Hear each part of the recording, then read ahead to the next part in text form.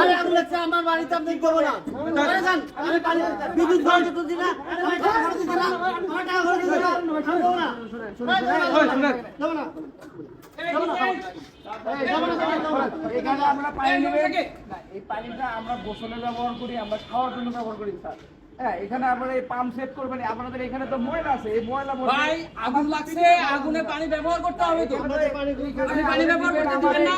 আমার যে বিদ্যুৎ পানি ব্যবহার করতে দিবেন না? পানি ব্যবহার করতে দিবেন না?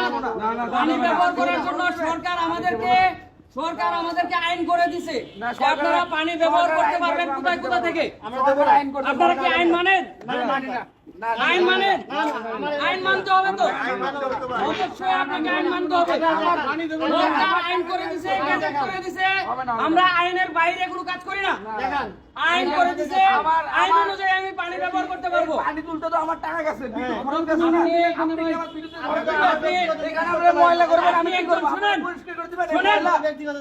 পানি খাওয়া যাবে পরে, খাওয়া যাবে না।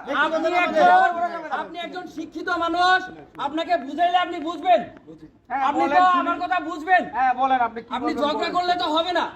পার্শ্ববর্তী জায়গায় যেখানে আগুন লাগছে সেখানে পানি নাই, তো আমাদের পানির যে সোর্স আছে সেখান থেকে আমরা পানি ব্যবহার করতে পারবো। এখন আপনি যদি বাধা দেন, আপনার বাধা আমরা মানবো না তো, কারণ আমরা সরকারের আইন অনুযায়ী কাজ করি। তাই আমাদের আইন আছে, আপনি যদি জানতে চান আপনাকে আমি আইন জানাইতে পারি।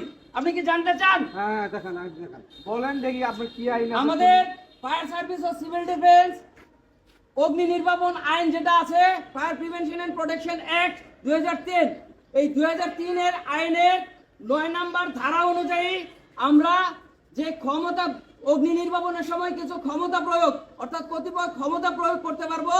এই ক্ষমতার মধ্যে 1 নম্বর ক নাম্বার হচ্ছে, আমরা যদি কোনো জায়গায় আগুন লাগে, সেই রকম জায়গায় আগুন লেগেছে খবর পাই বা বিশ্বাস করিবার কোনো বিষয় থাকে, মহাপরিচালক অথবা মহাপরিচালকের পক্ষে কোনো কর্মকর্তা থাকে, সেই ক্ষেত্রে উক্ত স্থানের কোনো ব্যক্তি যদি অগ্নি নির্বাপনে পানি ব্যবহারে বাধা প্রদান করে, সেই ব্যক্তিকে উক্ত স্থান থেকে সরাইয়া দিতে পারিব। ক্লিয়ার? যদি বাধা দেয় সেই স্থান থেকে সরাইয়া দিতে পারিব।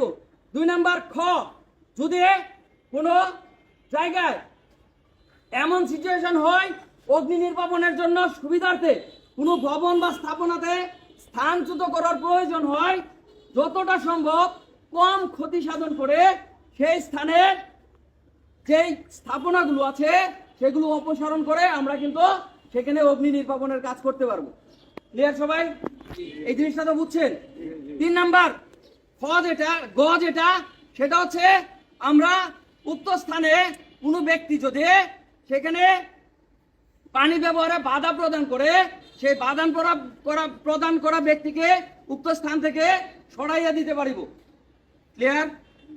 4 নাম্বার, পুলিশের বেআইনি সমাবেশ ছত্রভঙ্গ করার জন্য যে আইন প্রয়োগ করিতে পারিবে বা যে আইন প্রয়োগ করে আমরা অগ্নি নির্বাপনের সময় সেই আইন প্রয়োগ করিতে পারিব, বেআইনি সমাবেশ ছত্রভঙ্গ করার। এবং 5 নম্বরে বলা আছে, যদি অন্য কোনো কাজ করে থাকে যেটা আমাদের অগ্নি নির্বাপন আইনে উল্লেখ করা হয় নাই, উক্ত প্রয়োজনীয় ব্যবস্থা গ্রহণ করিতে পারি। বুঝছেন? এটা আমাদের আইনে বলা আছে। তথাপি যদি এইরকম হয়, আমাদের 11 নম্বর আইনে বলা আছে, 11 নম্বর আইনে বলা আছে অগ্নি নির্বাপনে পানি ব্যবহারে বাধা প্রদান নিষিদ্ধ। কোনো অবস্থায় কোনো ভবন মালিক, কোনো প্রতিষ্ঠানের মালিক, কোনো দখলদার, কোনো ভাড়াটে কোনো অবস্থাতেই অগ্নি নির্বাপনের জন্য পুকুর, ডুবা, নালা, খাল, বিল যেটাই হোক না কেন সেখান থেকে পানি ব্যবহার করার ক্ষেত্রে কোনো বাধা প্রদান করিতে পারিবেন না আইন অনুযায়ী। তাহলে এখন আপনারা বলতেছেন যে বাধা দিবেন, যদি বাধা দেন তাহলে আপনাকে আমি শাস্তি দেব না, সরকার আপনাকে শাস্তি দেওয়ার জন্য শাস্তির বিধান রেখেছে। তাহলে শাস্তির বিধান আপনি যদি দেখতে চান, আমাদের অগ্নি নির্বাপন আইন 2003 এর 19 নম্বর ধারায় দেখবেন, অধিদপ্তরের কর্মকর্তা কর্মচারী এবং 14 ধারায় বর্ণিত সহায়তা প্রদানকারী সংস্থার কাজে বাধা প্রদানের শাস্তি। যদি কোনো ব্যক্তি অধিদপ্তরের কোনো কর্মকর্তা কর্মচারী এবং সহায়তা প্রদানকারী সংস্থার কাজে বাধা প্রদান করে, গাড়ি, অ্যাম্বুলেন্স ইত্যাদি ভাঙচুর করে, সেই ক্ষেত্রে উক্ত ব্যক্তির সর্বনিম্ন 1 বছরের কারাদণ্ড এবং সর্বোচ্চ 7 বছরের কারাদণ্ড অথবা উভয় দণ্ডে দণ্ডিত হইতে পারিবে।